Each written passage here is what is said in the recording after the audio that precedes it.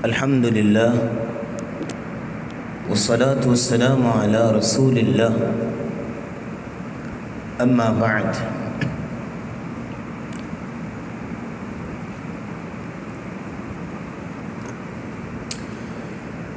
اللہ رب العزت فرماتے ہیں اقترب للناس حسابهم وهم في غفلة معرضون۔ لوگوں کا حساب کا وقت قریب آ چکا ہے اور وہ ہیں کہ غفلت میں پڑے ہوئے، بے خبری کا مظاہرہ کر رہے ہیں، بے توجہی ان کے رویوں سے چھلک رہی ہے۔ لیکن جیسے ہی یہ لوگ اللہ کے پاس جائیں گے تو وہاں پہ ان کی ایک ہی آرزو ہوگی، ایک ہی تمنا ہوگی، وَهُمْ يَصْطَرِخُونَ فِيهَا، وہاں پہ چیخیں گے اور چلائیں گے اور کہیں گے رَبَّنَا أَخْرِجْنَا نَعْمَلْ صَالِحًا غَيْرَ الَّذِي كُنَّا نَعْمَلْ، کہ یا اللہ ہمیں ایک مرتبہ یہاں سے نکال تو ہم جو ہیں وہ نیک اور صالح عمل کریں گے۔ وہ عمل ہرگز نہیں کریں گے جو ہم پہلے کیا کرتے تھے۔ تو اللہ کا رپلائی اور جواب یہ ہوگا اولم نعمرکم ما یتذکر فیہ من تذکر وجاءکم النذیر، کیا میں نے تم کو عمر نہیں دی تھی، زندگی نہیں دی تھی؟ اتنی زندگی تمہیں دی، اتنی عمر تمہیں دی کہ اگر کوئی شخص سمجھنا چاہے، اپنے آپ کو درست کرنا چاہے، ایک صحیح رستے اور ٹریک پہ اپنے آپ کو چلانا چاہے تو وہ عمر کافی عمر تھی، لیکن تم نے نہ سمجھا۔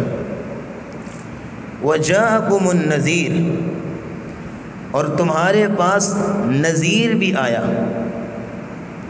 اور یہ نذیر کسے کہتے ہیں؟ نذیر کی علماء نے 3 تفسیریں بیان کی۔ یہ تمہارے پاس نذیر بھی آیا، پہلی تفسیر تو خود رسول اللہ صلی اللہ علیہ وسلم ہیں، اِنَّا أَرْسَلْنَاكَ شَاهِدًا وَمُبَشِّرًا وَنَذِيرًا، تنبیہ کرنے والے، ڈرانے والے، آگاہ کرنے والے، خبردار کرنے والے سب سے پہلے رسول اللہ صلی اللہ علیہ وسلم ہیں، جنہوں نے ہمیں ہر چیز سے آگاہ کیا، بلکہ صحابہ گواہیاں دیا کرتے تھے کہ کوئی بھی ایسی خیر کی بات نہیں ہے جو رسول اللہ نے ہمیں نہ بتائی ہو، اور کوئی بھی ایسی برائی اور شر کی بات نہیں ہے جس سے رسول اللہ نے ہمیں منع نہ کیا ہو۔ آپ نے تمام کی تمام تعلیمات جو ہے وہ منعان پہنچا دی صحابہ کو۔ نذیر کی دوسری تفسیر یہ ہے زندگی کے حوادث، زندگی کے نشیب و فراز، گرم اور سرد دن، زندگی میں انسان کو اللہ ٹھوکریں لگاتے ہیں تاکہ یہ سنبھلے۔ یہ زندگی کی ٹھوکریں، زندگی کی مصیبتیں، پریشانیاں، یہ انسان کے لیے ایک علام کی حیثیت رکھتی ہیں کہ انسان اللہ کی طرف پلٹ آئے۔ وَلَنُذِيقَنَّهُم مِّنَ الْعَذَابِ الْأَدْنَىٰ دُونَ الْعَذَابِ الْأَكْبَرِ لَعَلَّهُمْ يَرْجِعُونَ، کہ تاکہ تم اللہ کی طرف پلٹو۔ تو تمہارے پاس نذیر بھی آیا، زندگی نے تمہیں جو ہے وہ ہلایا، زندگی نے تمہیں ایک رخ سے دوسرے رخ تمہیں دکھایا، اتنے لمحات تمہاری زندگی میں آئے، ابھی تک تجھے سمجھ نہیں ہے یہ سیدھا رستہ کون سا ہے، ابھی تک تم سمجھ ہی نہیں سکے کہ مجھے اصل راستہ کون سا چننا ہے،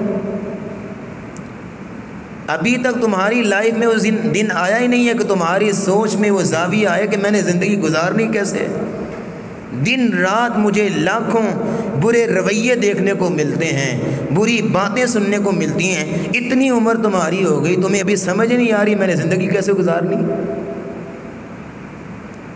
तुम्हें तो बार बार जो है अल्लाह रब्बुल इज़्ज़त सुबह के बाद कोई मुसीबत, शाम को मुसीबत, सुबह को मुसीबत। अब तो समझ जाओ कि अब इसका लाहे अमल क्या है, इसका हल क्या, वो हल ढूंढो।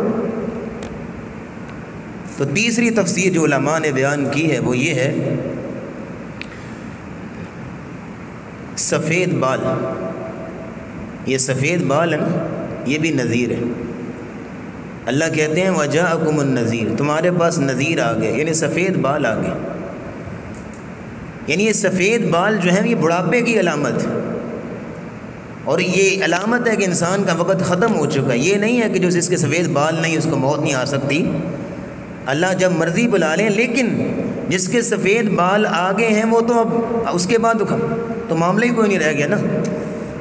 मतलब ये है कि तुम्हारे अब सफ़ेद बाल हो चुके, इतनी तुम्हारी लाइफ हो चुकी, तो अभी तक तुझे समझ नहीं आई कि मैंने ज़िंदगी कैसे गुजारनी है। ये अल्लाह कहना चाह रहे हैं वजाअकुमुन नज़ीर, और तुम्हारे पास नज़ीर आ गए। तो मुसलमानों, इस आयत में अल्लाह ताला ने उम्र की बात की, कि ज़िंदगी की बात की, कि अपनी उम्र और अपनी ज़िंदगी को काम में लाओ।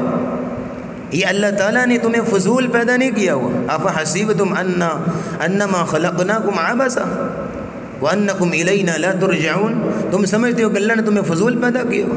नहीं, अल्लाह रब्बुल इज़्ज़त ने किसी चीज़ को पैदा किया है तो हर चीज़ का एक मकसद है। वसल सालहीन जब ये आयत पढ़ते थे ना तो मुस्कुराना शुरू हो जाते थे। भाई क्या हुआ, क्यों मुस्कुराए?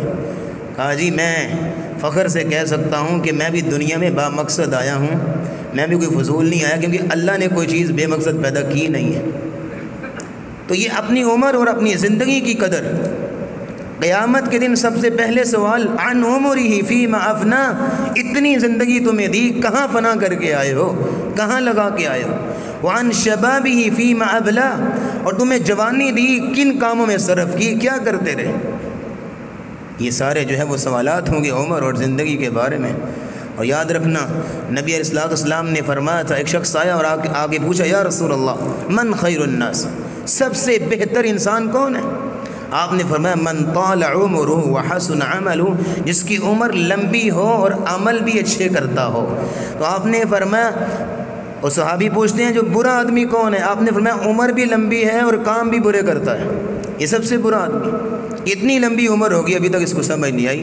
तो याद रखना, इंसान की दो उम्रें जो हैं वो बड़ी काम में लाने वाली हैं। एक जवानी की उम्र, वान शबाबी फ़ीमा अबला व शाबुन नशअ बिइबादतिल्लाह, वो जवान जो अल्लाह की इबादत में अपनी जवानी को सरफ करता है, क़यामत के दिन धूप में खड़ा होगा, अल्लाह इसको अपने अर्श के साये के नीचे कर लेंगे, जिसने अपनी जवानी को अल्लाह की इबादत में सरफ किया। और नबी इस्लाम की हदीस कितनी खूबसूरत, आपने फरमाया इन्नल्लाह लयअजबु मिनश्शाबि लैसत लहु सबवा, अल्लाह इस जवान पे बड़ा खुश होते हैं, बड़ा ताज्जुब करते हैं कि जो जवानी में है लेकिन अपने आप को हराम कामों से बचा के अल्लाह की इबादत में और उमूर दीनिया में ख़ुद को लगाया हुआ है।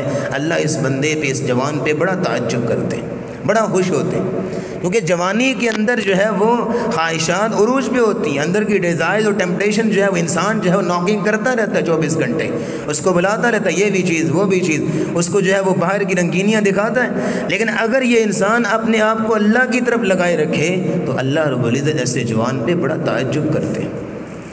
तो याद रखना, दूसरी बात और आखिरी, दूसरी उम्र जो बुढ़ापे की उम्र है, नबी इस्लाम ने फरमाया मन शाब शैबतन फिल इस्लाम, जो शख्स अपने बालों को अल्लाह की बंदगी में सफ़ेद करता है, कानत लहू नूरन यौमल क़ियामा, ये उसके सफ़ेद बाल क़यामत के दिन नूर बन जाएंगे। ये किस कदर खूबसूरती की बात। नबी इस्लाम ने फरमाया ला तंतफ़िउ शैब, बुढ़ापे के सफ़ेद बालों को बुरा मत कहा करो, उखाड़ो मत। आपने फरमाया फ़इन्न लहू नूरुल मुस्लिम, ये बुढ़ापे के सफ़ेद बाल मुसलमान का नूर होते हैं। یہ قیامت کے دن نور اور روشنی کریں گے۔ اور آپ نے فرمایا کتب اللہ لہ بہا حسنہ وکفر عنہ بہا سیئہ، جو شخص اپنے بالوں کو اللہ کی بندگی میں سفید کرتا ہے، اللہ رب العزت قیامت کے دن ایک بال پہ درجے کو بلند کریں گے اور ایک بال کے اس کے گناہوں کو معاف کر دیں گے۔ یہ کس قدر خوبصورتی کی بات۔ اللہ رب العزت یہ باتیں سمجھنے کی توفیق عطا فرمائے، اللہ رب العزت یہ باتیں سمجھنے کی توفیق عطا فرمائے۔ یاد رکھیے مالک بن دینار کا قصہ تو آپ نے بڑی دفعہ سنا ہوا ہے، بڑا قیمتی انسان تھا اور اس کی باتیں بھی اس سے زیادہ قیمتی ہوا کرتی تھیں۔ ایک دن وہ عشاء کی نماز سے فارغ ہوئے اور گھر چلے گئے اور مصلی بچھایا اور وہاں پہ قیام اللیل شروع کر دیا۔ کرتے کرتے وہ بھانجا دیکھ رہا ہے کہ ماموں جان کیا کر رہے ہیں، دروازے کے پیچھے چھپ کے دیکھ رہا ہے، قیام کرتے رہے، کبھی رکوع میں، کبھی سجدے میں، کبھی رکوع میں، کبھی سجدے میں، کبھی قیام، روئی جا رہے ہیں اللہ کے سامنے۔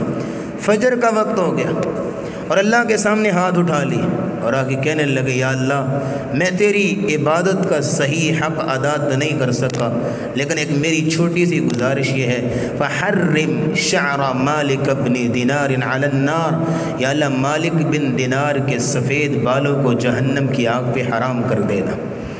تو یہ ان کی قیمتی لمحات ہوا کرتے تھے۔ اللہ ان باتوں کی ہمیں سمجھ عطا فرمائے۔ اچھا جی، ایک سوال جو ہے وہ آیا تھا اور مجھے کہا گیا تھا کہ اپنے درس میں بتانا ہے۔ سوال یہ ہے کہ زکوٰۃ کے پیسوں سے آپ کسی کو راشن لے کے دے سکتے ہیں؟ تو اس کا جواب سادہ سا یہ ہے کہ آپ زکوٰۃ نقدی کی صورت میں دیں، کیونکہ ہر بندہ جانتا ہے کہ اس کی ضرورت کیا ہے۔ آپ اس کو وہ جو گھی اور چینی لا دیں گے اس کو ضروری نہ ہو، اس کی ضروریات کچھ اور ہوں، تو آپ اس کو نقدی کی صورت میں دیں تاکہ اپنی ضروریات وہ خود پوری کریں۔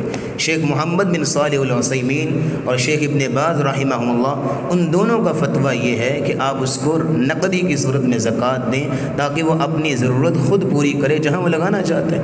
اگر آپ اس کو راشن ڈال دیں گے تو ہو سکتا ہے وہ پھر وہ کم قیمت میں اس کو فروخت کرنا پڑے، کیونکہ اس کو ضرورت تو پیسوں کی ہے نا۔ تو اس لیے ہاں، اگر آپ سمجھتے ہیں کہ یہ شخص اس کو نقدی نہیں دینی چاہیے، کم عقل ہے یا اس کو سمجھ نہیں ہے یا عیاشی میں وہ پیسے اڑا دے گا یا اپنے گھر والوں میں صرف کرنے کی بجائے اپنے وہ نشے وغیرہ میں لگائے گا، تو پھر آپ اس کو راشن ہی ڈال کے دیں، اس کو پھر نقدی نہ دیں۔ تو آپ اپنی سچویشن کو دیکھتے ہوئے چوز کریں گے، لیکن افضل یہ ہے کہ اس کو نقدی دی جائے۔ وآخر دعوانا الحمدللہ رب العالمین۔